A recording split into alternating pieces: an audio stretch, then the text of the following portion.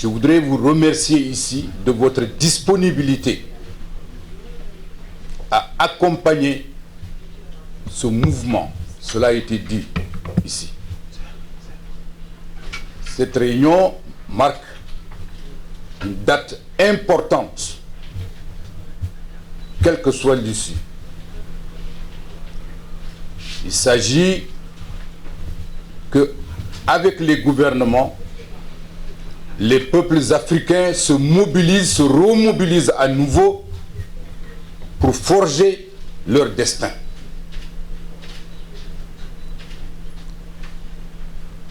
Je suis sûr que les uns et les autres ici présents s'assureront que leur adresse sera connue du comité d'organisation pour qu'après cette réunion, nous continuions ce dialogue, que ces échanges continuent, se multiplient, et comme cela a été proposé ici, que chacune d'entre vous se propose et devienne effectivement un directeur de campagne pour la cause du continent et de sa réhabilitation. Peut-être pour nous, d'une certaine génération, mais surtout pour la jeunesse qui aspire à une autre Afrique. Sobel Ngom l'a dit tout à l'heure, de manière très pertinente. Quand on parle de l'Afrique d'aujourd'hui, c'est moins à nous des 70 ans qui sont minoritaires du point de vue de l'arithmétique, de la démographie, que ces jeunes de 20 ans, de 30 ans, et même de 40 ans, tant quoi non. Et il faut le dire, dans cette voie déjà de la mobilisation, je dois le dire, le gouvernement du Sénégal est pleinement engagé. Si nous avons réussi, Mimi l'a rappelé tout à l'heure, la bataille de Kigali, c'est bien parce que le gouvernement du Sénégal s'est mobilisé, la CEDEAO s'est mobilisée, des États d'autres régions au-delà de la CEDEAO se sont mobilisés dans la voie de la recherche du meilleur candidat possible pour permettre à notre union de faire face aux défis de notre époque. Et je voudrais remercier le président Macky Sall, et ce n'est pas une clause de style. Pas plus tard qu'avant-hier, nous avons eu 2 heures de séance de travail sur cette candidature. Son ministre des Affaires étrangères est mobilisé. Il devait être là aujourd'hui avec nous, mais comme vous le savez, le Sénégal préside le Conseil de sécurité pour le mois de novembre. Depuis le 1er novembre, le Sénégal préside le Conseil de sécurité. Et le ministre des Affaires étrangères, au moment où nous parlons, il préside actuellement la séance spéciale du Conseil de sécurité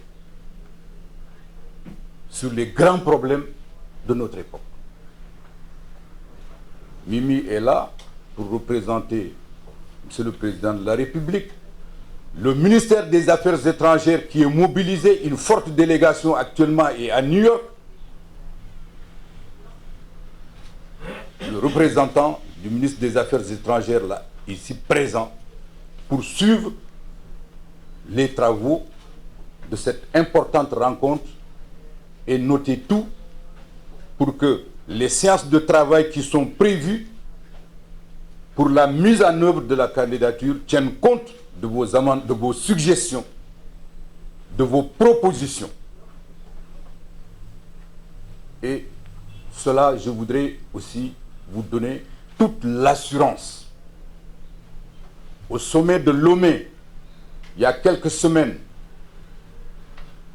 sur la sécurité maritime, dans le cadre de la promotion de cette candidature, le président de la République, M. Macky Sall, a rencontré plusieurs de ses homologues qui étaient à l'ONU.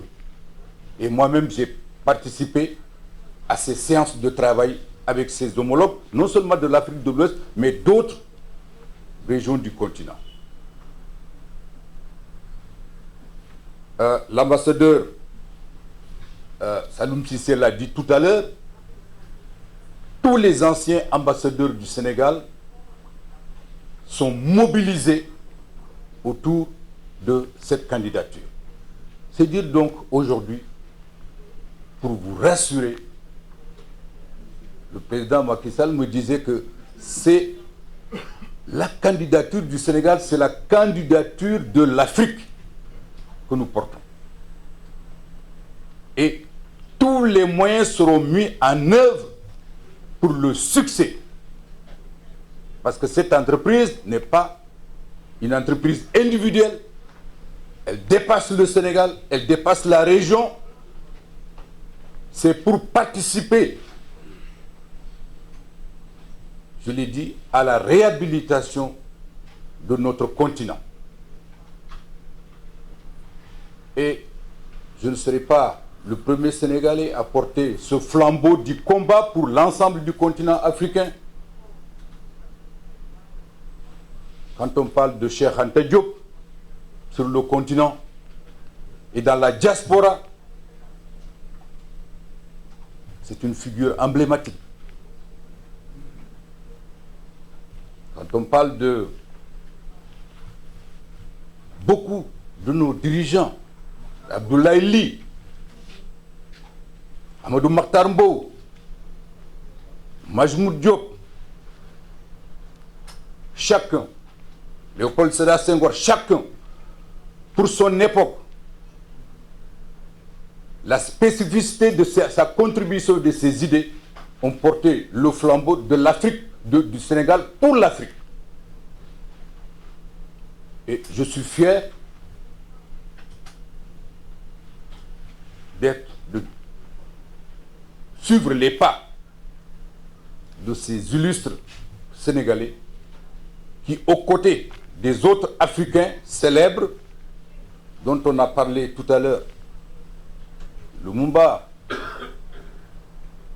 Zongola nous l'a rappelé tout à l'heure, trop tôt disparu, hélas, qui n'a pas pu apporter toute sa contribution. Sa disparition a créé un tel vide que le Congo n'a pas encore fini le deuil de Lumumba. Donc, je voudrais vous remercier. Des gens anonymes ont exprimé leur solidarité et leur soutien à cette candidature. Et je voudrais vous dire, aujourd'hui, vous avez pu assurer écouter la traduction. Cette traduction a été faite, interprétée de manière volontaire et gratuite par les interprètes que vous avez.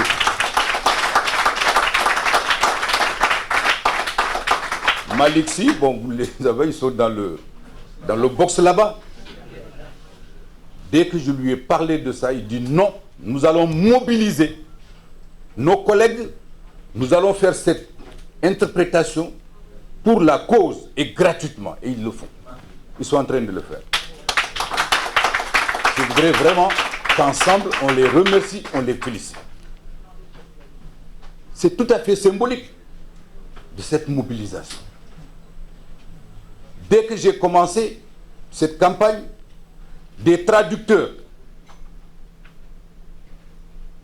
ma première brochure, qui est en distribution, qui est épuisée, que nous allons revoir à la lumière de ce que nous venons d'entendre ici.